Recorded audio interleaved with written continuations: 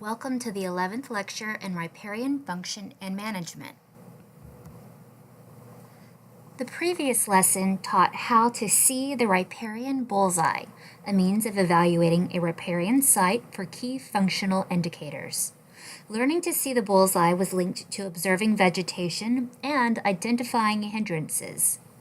The visual indicators include presence of an active floodplain, presence of energy dissipation in the channel and floodplain, new plants colonizing fresh sediments, presence of strong stabilizing vegetation with an SR of 6 or greater, age diversity among riparian vegetation, species diversity among riparian plants, vigor of riparian plants, evidence of water being stored within the riparian area, absence of signs of excessive and out-of-balance bank and channel erosion, and the absence of signs of excessive sediment deposition. The previous lesson also taught how to use identified dysfunction or at-risk indicators as clues to the presence of hindrances to riparian recovery.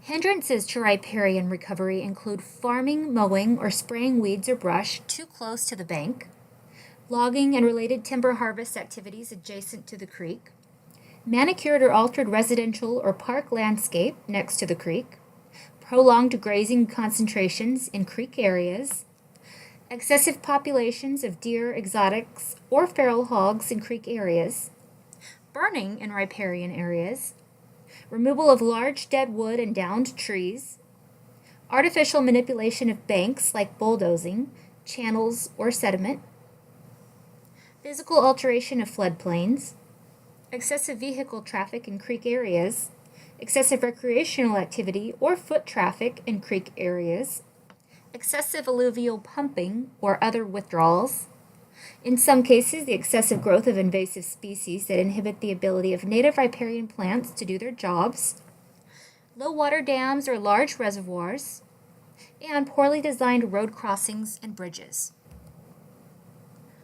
In this lesson, we will begin to apply the understanding of function and hindrances as we learn about riparian management. Successful management of riparian is based on some important premises. First, we need to remember that they are small but special pieces of the landscape and need special consideration in management plans. They are sensitive to changes but are resilient. They are best thought of as a key component of water catchments, not sheds. Their management has evolved with understanding to include the idea of cooperation along a shared resource.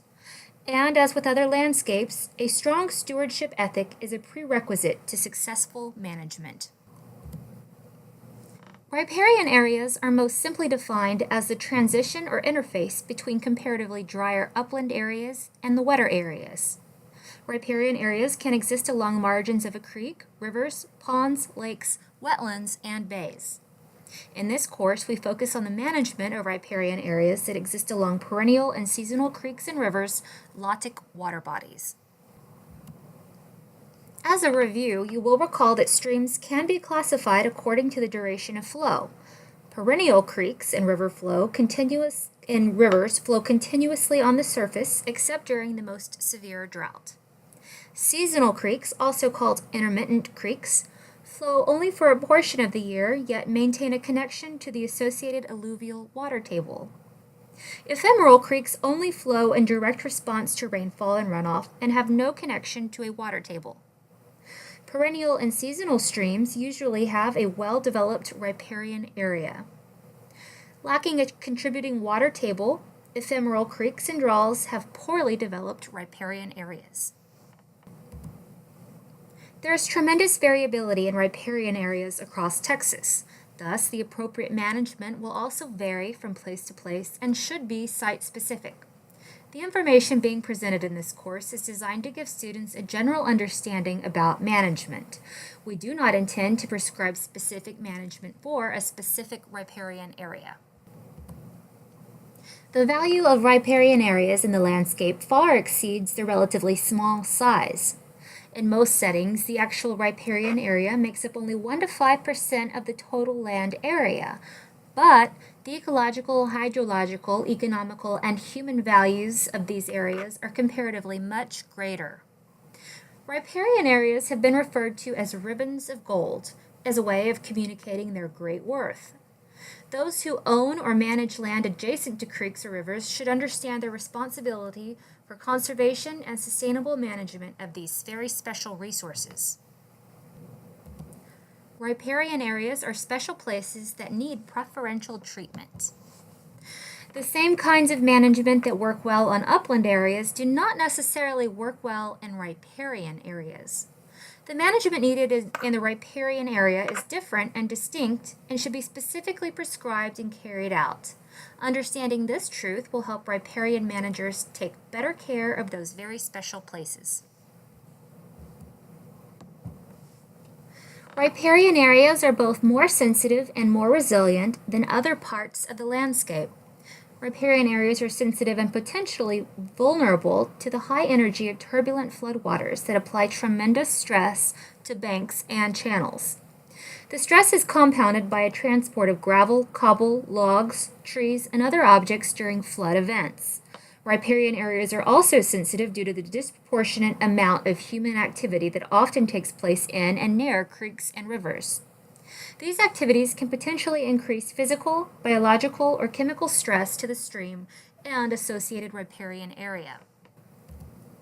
Riparian areas are extremely resilient to stress and disturbance, especially if the proper kinds of and amounts of riparian vegetation are present. Resiliency is a function of extra water, fresh inputs of nutrient-rich sediment, and inputs of seed and plant materials from upstream. The inherent resiliency of riparian areas and their tendency to naturally restore themselves after disturbance is the basis of most riparian management. Upland areas in good hydrological condition can and do help maintain the integrity of associated riparian areas. However, it must also be noted that good conditions and good management of the uplands do not necessarily mean that the associated riparian areas will also be in good condition. It is possible for upland areas to be in healthy functioning condition, while adjacent riparian areas are in poor function condition. This disparity can be caused by disturbances far upstream or downstream, disrupting riparian function many miles away. Upland areas in poor or damaged hydrological condition can cause degradation in associated riparian areas. Good management on upland water catchment helps to process and protect the waters of Texas in the following ways. Vegetation or plant litter intercepts raindrop impact, thus reducing the erosive energy of rainfall. Rainwater seeps gently into the soil surface. Soil maintains good structure, good porosity, high organic matter, and microbial life. These soil qualities promote rapid infiltration and high water storage capacity. Runoff begins more gradually at a slower and more prolonged rate, and water quality of runoff is highly improved. What happens on each acre of land has an impact on the waters of Texas. Astute landowners will incorporate this kind of holistic perspective as they manage the uplands as well as creek and river areas. Everything is connected. The importance of watershed management has gained a great deal of attention in recent years. Yet the term watershed can convey an unintentionally wrong message. Literally understood, an area of land that repels or sheds water is not the goal of a healthy landscape. Rather, some people have adopted the term water catchment to more aptly communicate how healthy landscapes should function. Consider the contrast between these two terms. A water-catching landscape retains and stores water for a slow and prolonged release. Oppositely, a water-shedding landscape moves water quickly down a slope and off-site to downstream for a rapid and short-lived release. The management of riparian areas should also generally strive to create or enhance water-catching conditions rather than water-shedding conditions. Desirable riparian vegetation is the key component that determines the water-catching, water-slowing, and water-holding capacity of riparian areas. In both upland and riparian areas, the goal of management in most cases is to slow down the movement of water, thus keeping water on the land longer. Without vegetation, water quickly is going to move across the landscape. However, land with abundant vegetation will do a much greater job of slowing and catching water. Plato summed this up in 400 BC. He said, "In the primitive state of the country, the mountains and the hills were covered with soil, and there was an abundance of timber. The plains were full of rich earth, bearing an abundance of food for cattle. Moreover, the land reaped the benefits of the annual rainfall, having an abundant supply of water in all places, receiving the rainfall into herself and storing it up into the soil. The land let off the water into the hollows, which it absorbed from the heights, providing everywhere abundant fountains and rivers. Such was the state of the country, which was cultivated by true husbandmen, who made husbandry their business, and had a soil the best in the world and abundance of water." The current condition of riparian areas is largely the product of past activity and management. Humans have been attracted to settle and live near riparian areas for centuries and millennia. As European settlement progressed in the mid-1800s, Texans naturally settled in large numbers in close proximity to creeks and rivers. Cutting of timber, grazing, farming, milling, development of transportation corridors, and other essential activities often took place near the creeks and riparian areas, and they were negatively impacted. In many rural locations in recent years, this intense human activity near creeks and rivers has diminished, and many riparian areas are now recovering. In other rural locations, however, land is being subdivided into smaller tracts, which often results in more activity and greater impacts in riparian areas. In many cases, there has been little or no specific management targeted at riparian areas other than what has happened accidentally and unintentionally. The principle of benign neglect has served dual yet opposing roles in riparian management. In some cases, neglect has maintained intact function riparian areas. For example, sometimes doing nothing has been the best form of riparian management. However, other forms of neglect have caused or accelerated riparian problems. In some cases, riparian management has been intentional, but not always beneficial. This intentional management is usually done with good motives, but too often it's based on myths, misinformation, and traditions. In too many cases, management of riparian areas is applied without a good understanding of riparian dynamics. Often, riparian problems have been caused simply by the side effects and spillover of management of the adjacent uplands. Remember, riparian areas are special places and they need preferential treatment. Creeks and rivers and their associated bottomlands have long been appreciated for the water, fish, wildlife, forage, timber, rich soils, and other associated values which they provide, but the basic functional attributes of riparian areas have not been widely considered. Likewise, until fairly recently in Texas, there has been little emphasis on proper riparian management.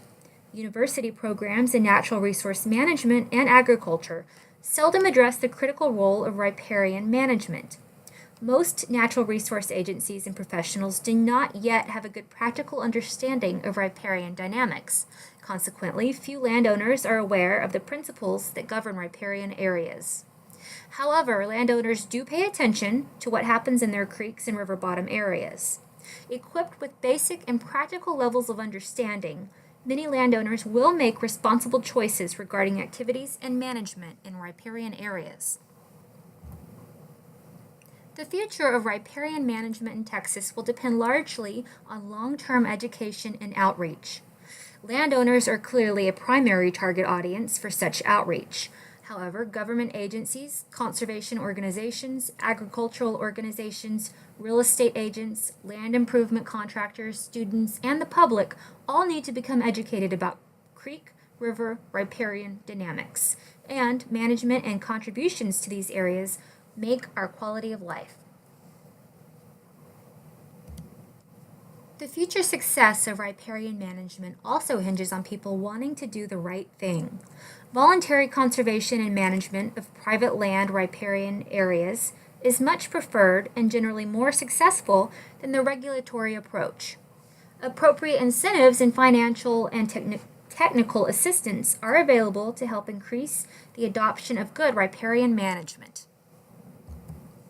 Because the waters of Texas are a shared resource, and because water knows no land ownership boundaries, the proper management of water is a shared responsibility.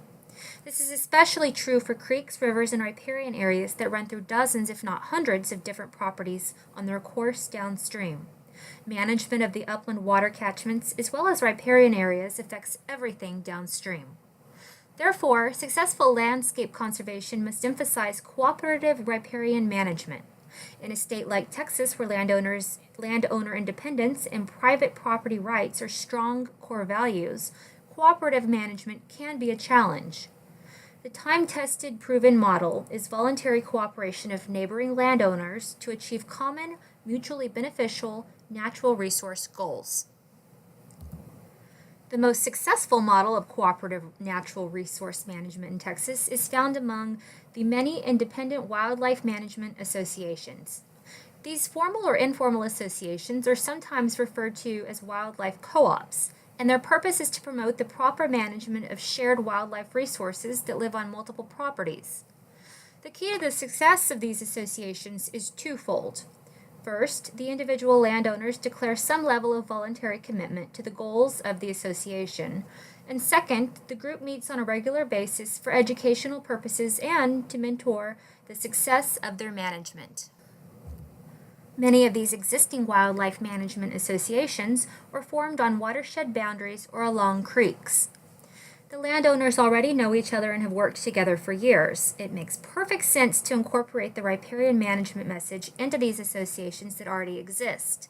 In areas where these associations do not currently exist, the formation of new natural resource associations with emphasis on cooperative riparian management will be a worthwhile endeavor.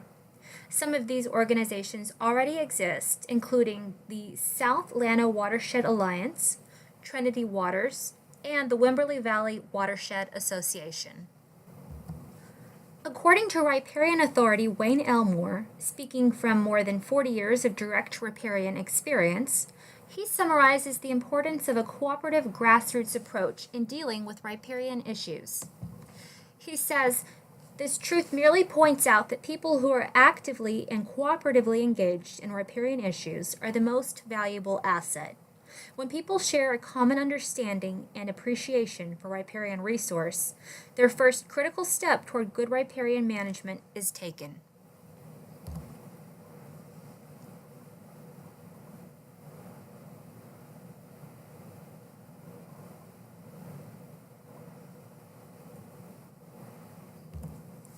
Land stewardship ethics provide the motivation that compels, inspires, and energizes the owner or manager to be a deeply principled caretaker of the land.